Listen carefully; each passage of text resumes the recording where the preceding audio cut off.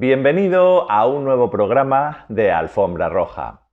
Existen acontecimientos en la historia universal que marcan indefectiblemente el carácter del ser humano, y también películas que trasladan esos acontecimientos a la gran pantalla y de ese modo se convierten en títulos indispensables del séptimo arte. Es lo que sucede con la película que hoy vamos a analizar, visitando uno de nuestros países vecinos, Italia. Y para ello retrocedemos en el tiempo al año 1997, para atravesar nuestra querida alfombra hablando de historia, comedia y drama. Hoy, en Alfombra Roja, la vida es bella.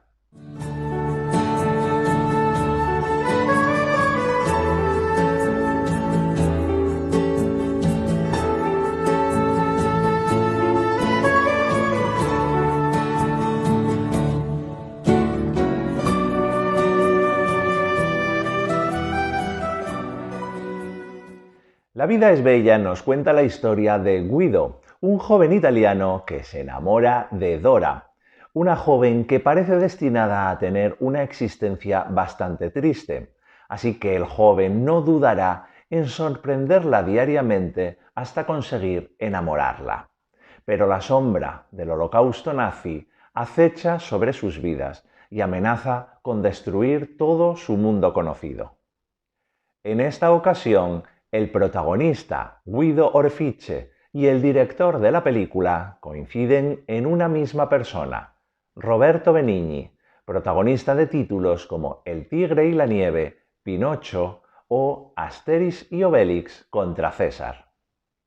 A su lado, su esposa en la vida real, Nicoletta Bracci, que interpreta el rol de Dora. A esta actriz la hemos podido ver en Sostiene Pereira, El hijo de la pantera rosa o Bajo el peso de la ley. El jovencito Giorgio Cantarini interpretó el rol de Giosuè Orefice. A este actor lo hemos podido disfrutar en films como Gladiator, De amor y de guerra o Lamborghini.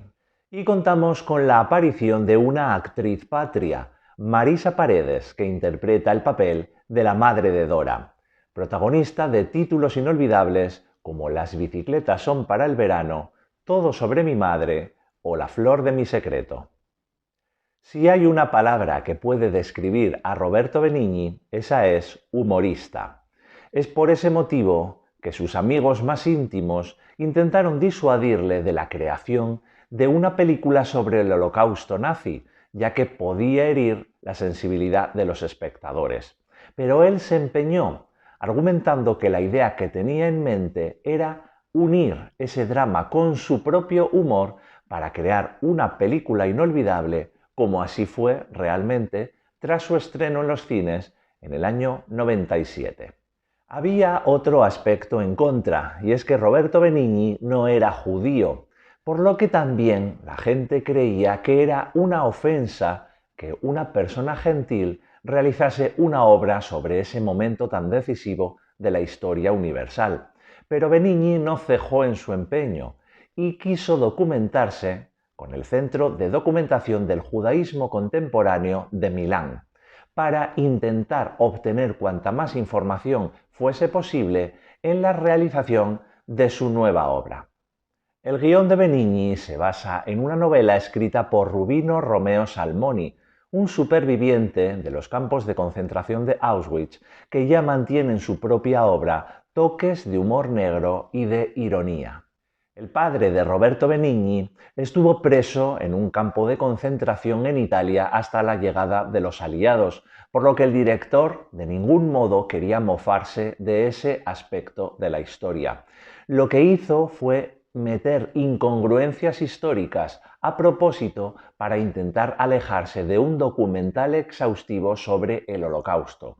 Lo que quería mostrar era una historia ambientada en ese periodo, pero con respeto, mostrándonos esa mezcla entre humor y drama que tanto cautivó al gran público. La película tiene dos partes claramente diferenciadas. La primera de ellas, que dura unos 45 minutos, Es una comedia romántica al uso. Está llena de color y de música y nos muestra cómo Guido intenta enamorar a Dora. Pero aunque vemos las divertidas bromas del protagonista, no podemos olvidar que la sombra del fascismo está presente en ese momento en Italia y con distintas pequeñas pinceladas el director nos lo va mostrando, siempre teniendo presente que aunque estamos disfrutando de esa primera parte alegre, vendrá la segunda parte que sorprenderá por su crudeza.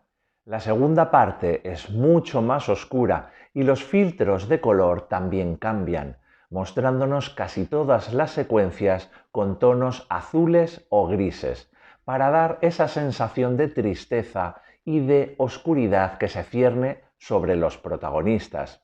Gracias al personaje de Josué, vemos cómo esa tristeza se aligera con la gracia que tiene el pequeño y también con su elevada inteligencia a pesar de su corta edad.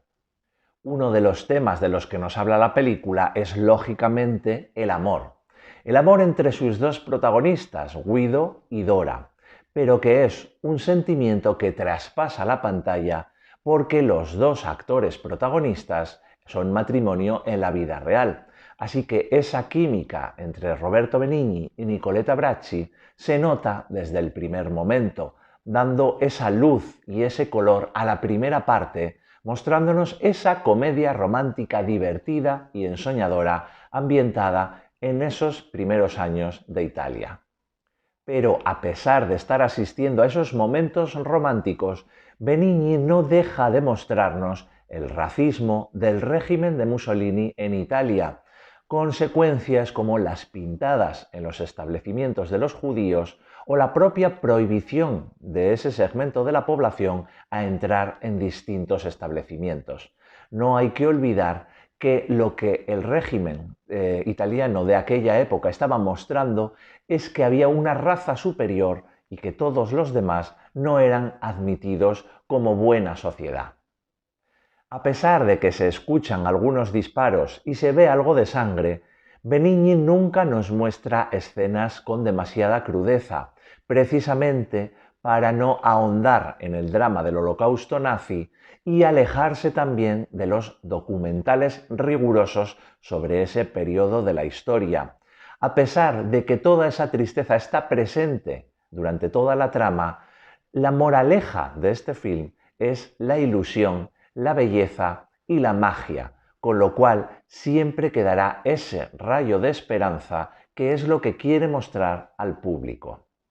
En la secuencia en la que Guido se hace pasar por un inspector del ministerio para dar una charla a los niños sobre el manifiesto de la raza, lo hace de una forma divertida, hablando sobre su ombligo italiano, sobre sus orejas italianas, para demostrar que el régimen de aquella época estaba equivocado y que todos los seres humanos somos iguales.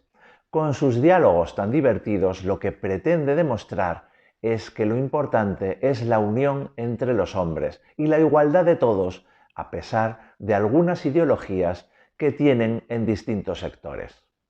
El film nos habla también sobre la valentía, sobre todo en los personajes de Guido y Dora.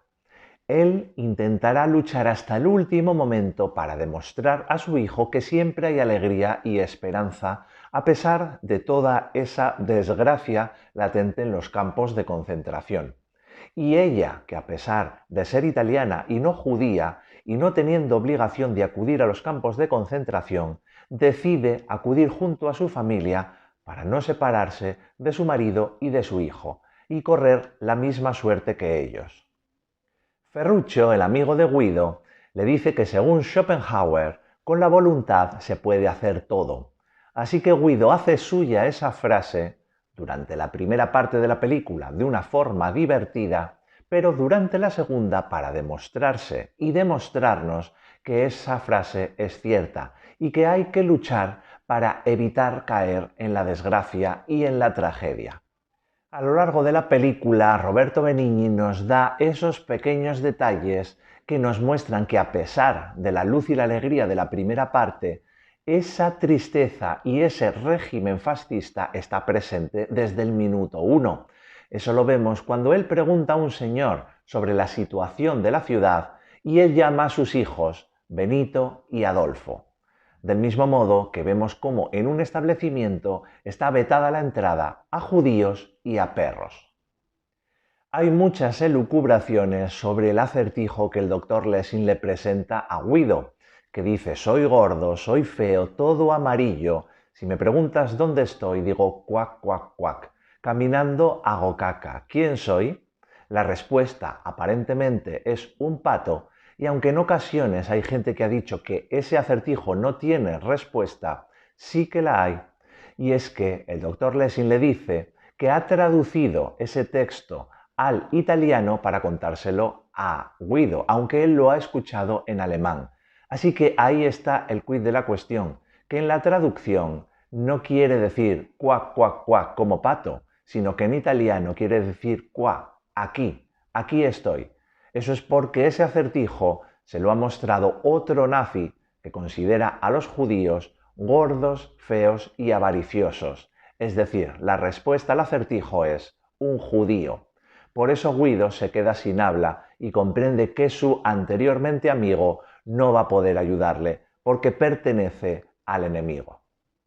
El amor nunca desaparecerá de las vidas de Guido y Dora, y eso queda latente en la preciosa secuencia donde él pone en los altavoces del campo de concentración la barcarola de Offenbach para demostrar a su esposa que allí está él, que sigue estando bien y que desde luego no la ha olvidado.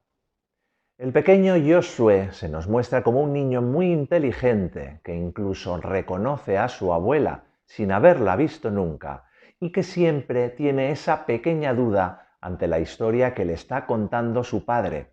No termina de creerse que todo aquello que le está sucediendo sea un juego para conseguir un carro de combate, es decir, un tanque.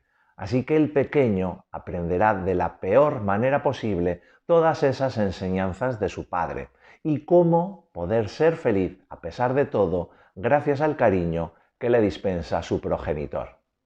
Y es que, en definitiva, La vida es bella nos cuenta que todo depende del modo en que nosotros miremos a nuestro alrededor.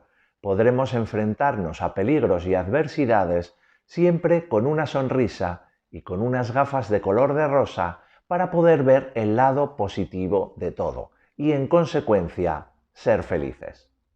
La película tuvo 20 millones de dólares de presupuesto, recaudando 229 millones. La vida es bella obtuvo 7 nominaciones a los premios de la Academia, haciéndose finalmente con 3 estatuillas. Los Oscar al mejor actor para Roberto Benigni, a la mejor película de habla no inglesa y a la mejor banda sonora original. Para siempre ha quedado en el imaginario colectivo la imagen de Roberto Benigni saltando por encima de las butacas del teatro en plena explosión de alegría tras haber obtenido el reconocimiento a su trabajo. Pero el film también obtuvo diversos otros reconocimientos, como el Gran Premio en el Festival de Cannes, el BAFTA al mejor actor y el César a la mejor película. Y hasta aquí el programa de hoy. Espero que lo hayas disfrutado y, como siempre, dale me gusta, coméntalo, suscríbete al canal y pásalo a todos tus contactos. Nos vemos la próxima semana aquí, en Alfombra Roja.